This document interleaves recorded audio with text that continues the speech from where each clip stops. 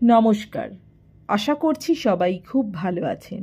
চামেলি মণ্ডল চ্যানেলে সবাইকে স্বাগত জানাই।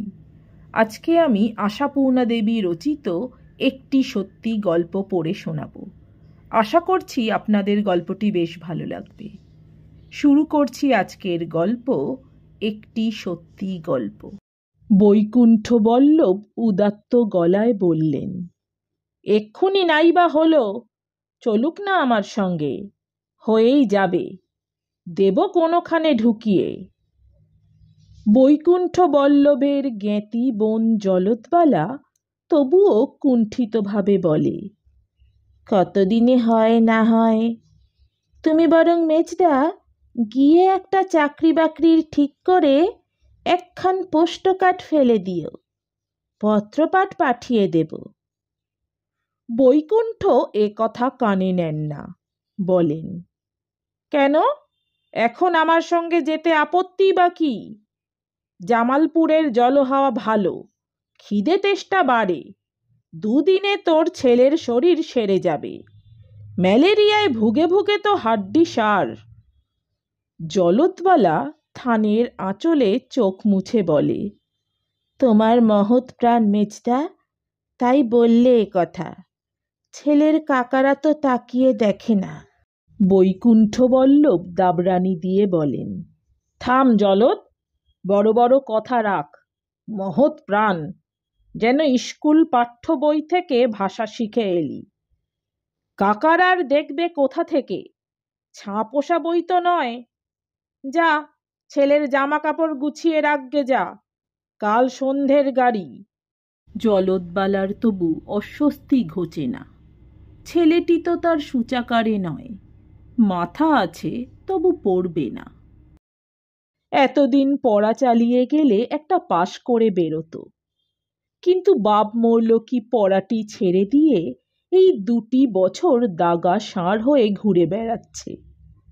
পাড়ার যত ডানপিটেদের সর্দার সে। সেই ছেলেকে এমনি জ্ঞাতি ভাই ভাজের ঘাড়ে চাপিয়ে দেবে? ছেলে কি করবে না করবে, চাকরি একটা হয়ে গেলে বাঁধা জোয়ালে পড়ে যাবে, এদিক ওদিক করতে পারবে না।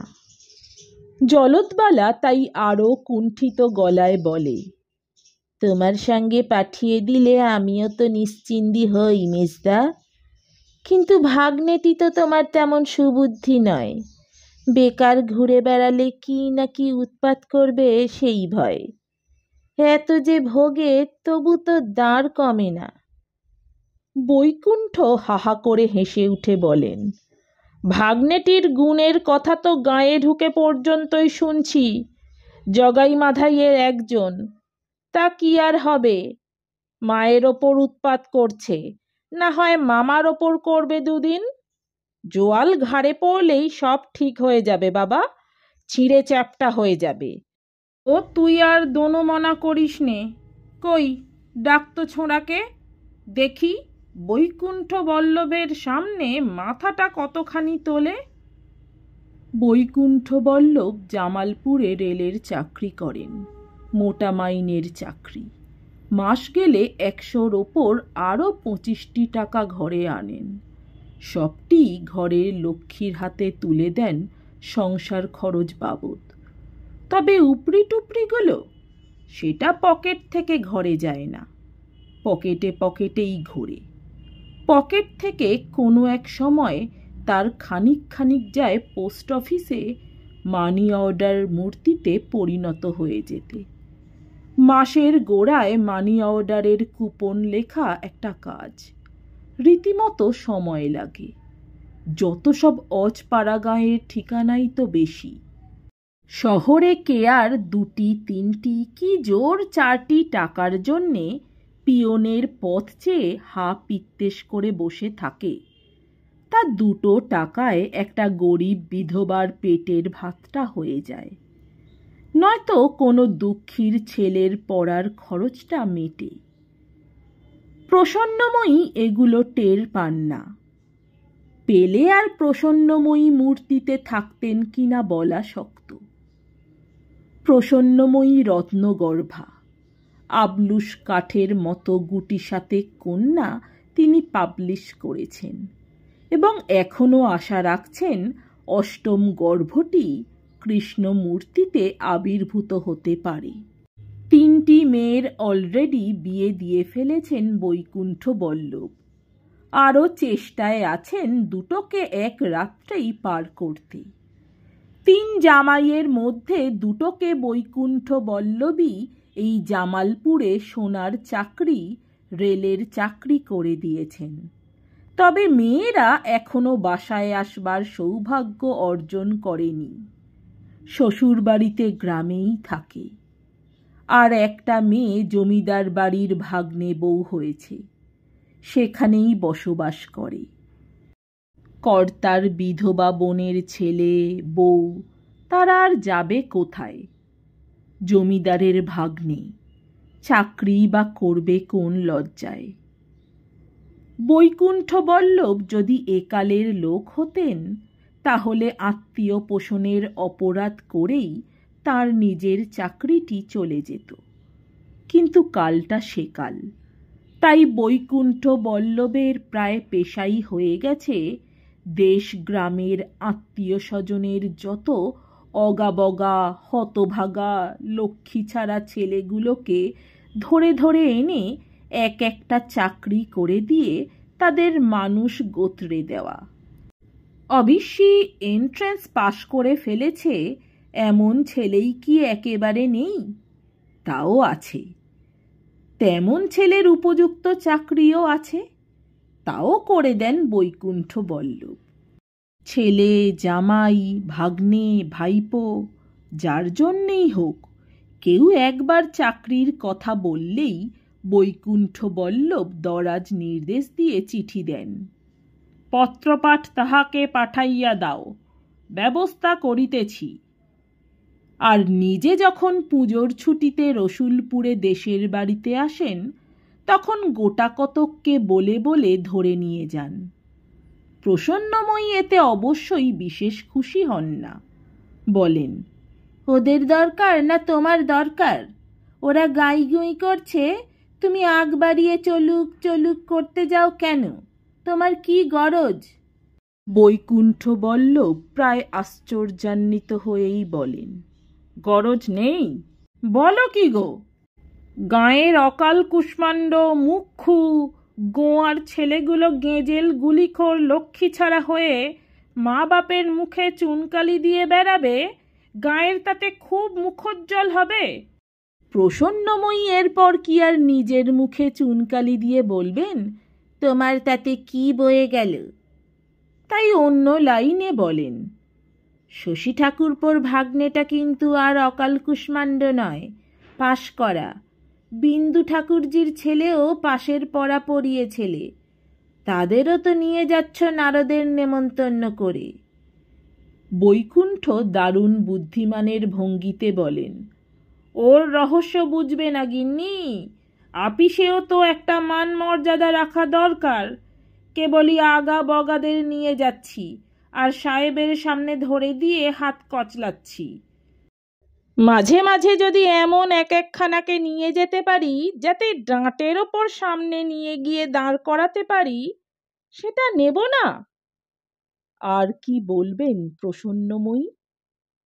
এ কাল তো নয় যে বলবেন, তোমার ওইসব পুষিদের কন্যা করা আমার দ্বারা হবে না। আর কোনো কন্যা যদি নাও হয়, রেঁধে ভাত তো দিতে হয় তাদের। রেল কোম্পানির দৌলতে বাইরের কাজের লোক অবশ্যই হামেহাল পাওয়া যায়। বাসন মাজার একটা দাই 1 টাকা 5 শিকে মাইনে দিয়ে রাখলে ব্যাস। বাকি কাজ তোমার গিয়ে ঘর ঝাড়া, ঘর মোছা, কাপড় কাচা, মশলা পেশা, ময়দা মাখা, রুটি বেলা, কয়লা ভাঙা, কাঠ কাটা, উনুন ধরানো ইত্যাদি স্তক বড়ি ডাল বেটে দেওয়া পর্যন্ত সব কিছুই রেলের লোকজন করে দেয়। প্রসন্নময়ী অবশ্য আগে জেনে নেন লোকটা জলচল কিনা, চল হলে তবে তো বাড়িতে ঢোকানো। অতঃপর তাকে চান করিয়ে কাঁচা কাপড় পরিয়ে কাজে লাগানোর প্রশ্ন।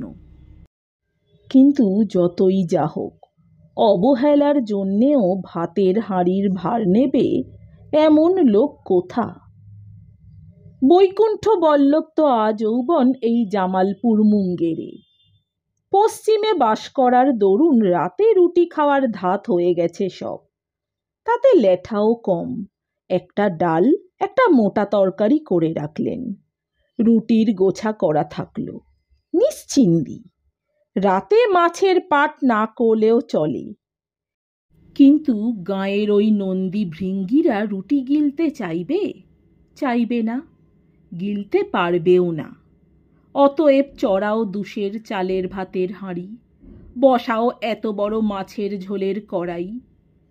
একদিন সেটি না হলেই তো বৈকুণ্ঠ খোঁজ নেবেন। হ্যাঁ গো, আজ তোমার ঝরুয়ার মা মাছ দিয়ে যায়নি? মাছওয়ালি ঝরুয়ার মার এরাই সেরা খদ্দের। আর প্রসন্নময়ী যদি ঘুণাক্ষরেও খরচের কথা তোলেন, বৈকুণ্ঠ তৎক্ষণাৎ মুঠোখানেক টাকা কোটের পকেট থেকে বার করে ধরে দিয়ে বলেন, অকুলন হয় আবার চেয়ে নেবে। মা লক্ষ্মী তো কৃপণতা করছেন না, তুমি বা তা করতে যাবে কেন? পাড়া গাঁয়ের ছেলে, তেলে জলে আর মাছে ভাতে শরীর, পশ্চিমে হাওয়া রপ্ত হতে সময় লাগবে। প্রসন্নময়ী এরপর আর খরচের কথা মুখে আনবেন কি করে? তাছাড়া রেলের চাকরির দৌলতে প্রাচুর্যে উপছানো লক্ষ্মীর সংসার বৈকুণ্ঠ বল্লভের। আমের সময় বোড়া বোড়া আম, গুড়ের সময় মোটকি মোটকি গুড়, এসব তো আছেই, আবার অন্য ভেটও আছে। কপির ঝোড়া, কড়াইশুটির ঝুড়ি, ফল পাকড় আসছেই হরদম। আবার হয়তো কেউ ধরাস করে একটা ইয়া বড় রুই মাছি ফেলে গেল উঠোনে, হয়তো বা হাঁসের ডিম বসিয়ে দিয়ে গেল দু চার ঝুড়ি। এ সমস্তই উপরি পাওনার অঙ্গ। এত জিনিস ঘরে থই থই করছে, খরচের কথা কানে তুলতে গেলে ভালোই বা দেখাবে কি করে? কিন্তু ওই সব খাদ্যবস্তুগুলো গুছিয়ে কেটে কুটে ভাগ করে দিয়ে খাওয়ানো কাজ নয়। তাও তো তেমন বিশ্বাস হয় না বৈকুণ্ঠ বল্লভের। নিজে রাত্রে খেতে বসে ঠিক বলবেন, আম ওরা সবাই খেয়েছে তো? ওরা মানে গুণনিধিরা। চাকরিতে ঢুকিয়ে দেবার পরেই কি শান্তি?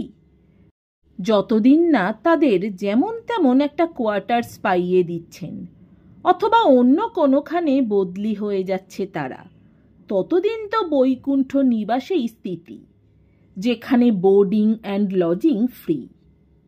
সেকালের গিন্নি। তাই প্রসন্নময়ী কেবলমাত্র মনে মনে অপ্রসন্ন হওয়া ছাড়া আর কিছুই করে উঠতে পারেন না। বড়জোর খেয়েছে গো খেয়েছে, বিশ্বাস না হয় ডেকে শুধু বলে ঝঙ্কার দিয়ে ওঠেন, এর বেশি না। এ কালের গিন্নি হলে কর্তার মহৎ হওয়া ঘুচিয়ে ছাড়তেন। এক লট মানুষ গোত্রে যাওয়ার সঙ্গে সঙ্গেই অথবা অন্তর্বর্তীকালেই আর এক লট এসে যায়। পুজোর ছুটিতে রসুলপুরে যাওয়া মনে করলে প্রসন্নময়ীর আনন্দ যেমন হয়, তেমনি আতঙ্কও হয়। যে কটাকে পুজোর ছুটিতে দেশে বেরিয়ে নিয়ে যেতে সঙ্গে করে আনেন, তার ডবল মাল নিয়ে ফেরেন বৈকুণ্ঠ। জলদবালা ছেলের জামা কাপড় গোছাতে চলে যাবার পরই সত্য আচার্যের ছেলে বটুক এসে ধরে পড়ল, কাকা, একটা অখাদ্য শালা এসে ঘাড়ে পড়ে রয়েছে, তার একটা গতি হবে না? বৈকুণ্ঠ রেগে উঠে বলেন, হবে না? এ খবর কখন কার কাছ থেকে পেলি রে বেটা? বলি, তোর ঘাড়ে যে একটা অগতি সুমুন্দি চেপে বসে আছে, তা আমায় বলেছে কে? হাত গুনতে শিখেছি? ব্যাস, বটুকের ঘাড় হালকা হয়ে গেল। তারপর এলো ঘণ্টেশ্বর ঘোষাল। তার আবেদন তার পাজি লক্ষ্মী ছাড়া শতাত ভাইটাকে নিয়ে। বলল, বাবা তো মরে খালাস হলো, তার বুড়ো বয়সের নন্দগোপালটি এখন বেয়ারা বদমায়েশের রাজা হয়ে উঠেছে। সেটাকে আপনার সঙ্গে পাচার করবার তাল করছিলাম। তা ছোট মা তো কেঁদে গঙ্গা বওয়াচ্ছেন, ছেলে ছেড়ে থাকতে পারবেন না। বৈকুণ্ঠ তামাক টানতে টানতে বলেন, তা অবশ্যই হতে পারে, বিধবার একমাত্র সন্তান, তা উনিও নয় চলুন। ছেলেটা স্থিত ভিত হলে ছেলের কাছেই তো থাকতে হবে, সতীনপর সংসারে কতদিন বনবে। ঘণ্টেশ্বর ঘোষালের পাতা হাতখানায় কি স্বর্গ নেমে এসে পড়ল? তবে ঘোরেল ছেলে, তাই মুখের হাসি মুখে চেপে করুণ গলায় বলে, সে কি উনি যেতে রাজি হবেন? বৈকুণ্ঠ গুরুক গুরুক করতে করতে বলেন, কেন, না হবার কি আছে?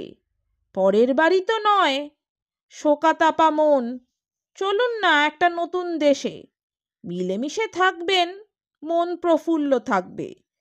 আচ্ছা, রাজি না হন আমার কাছে একবার পাঠিয়ে দিস। বৈকুণ্ঠ ডেকে পাঠালে গ্রামের কারো না করবার সামর্থ্য নেই।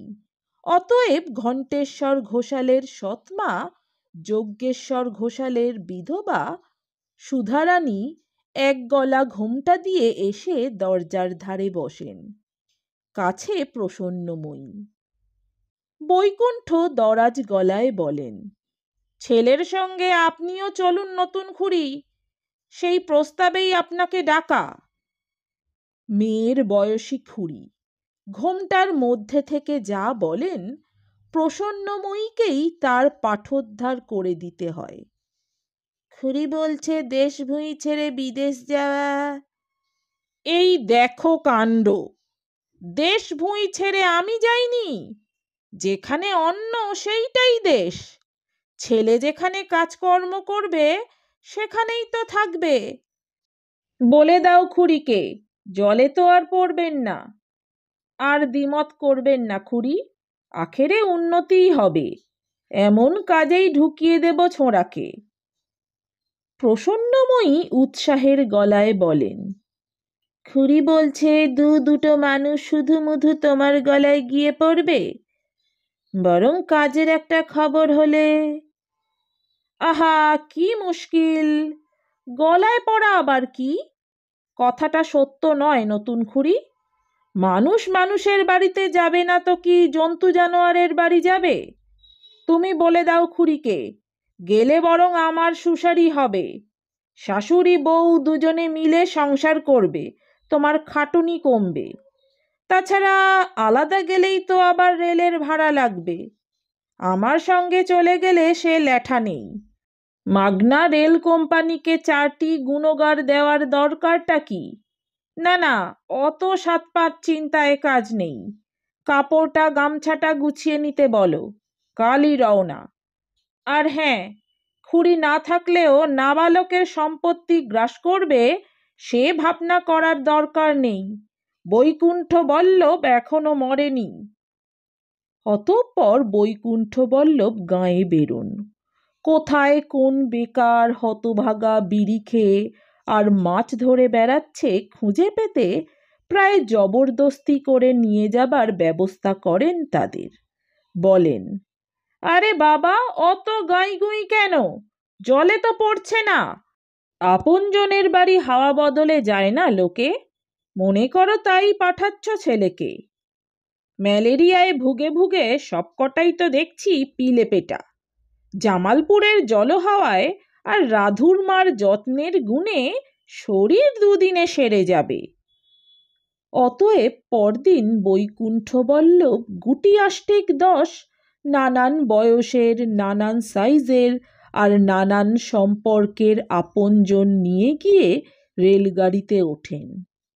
টিকিট কাটার ঝামেলা নেই, বৈকুণ্ঠ বল্লভ সঙ্গে আছেন। প্রসন্নময়ী অন্তরালে একসময় বলেন, এরপর লোকে তোমায় আর কাঠি বলবে। বৈকুণ্ঠ প্রসন্ন হাসি হেসে বলেন, বলুক, ভবিষ্যতে বুঝবে ভালো করেছি কি মন্দ করেছি। লোকের উপকার করবার উপায় হাতে থাকলে না করে থাকা যায় নাকি বড় বউ? না তাই থাকতে আছে? আমি যে কদিন চাকরিতে আছি যতগুলোকে পারি হিল্লে করে দিয়ে যাব। প্রসন্নময়ী ঘোমটার আড়ালে নথ নেড়ে বলেন, আর তুমি যত যা উপায় করবে সব ওতেই যাবে? বৈকুণ্ঠ অতাৎ গলায় বলেন, তো গেলই, জলে তো আর যাচ্ছে না, মানুষের পেটেই যাচ্ছে। তোমার পেটের গুলির পেটে টান পড়লে তখন বলতে এসো।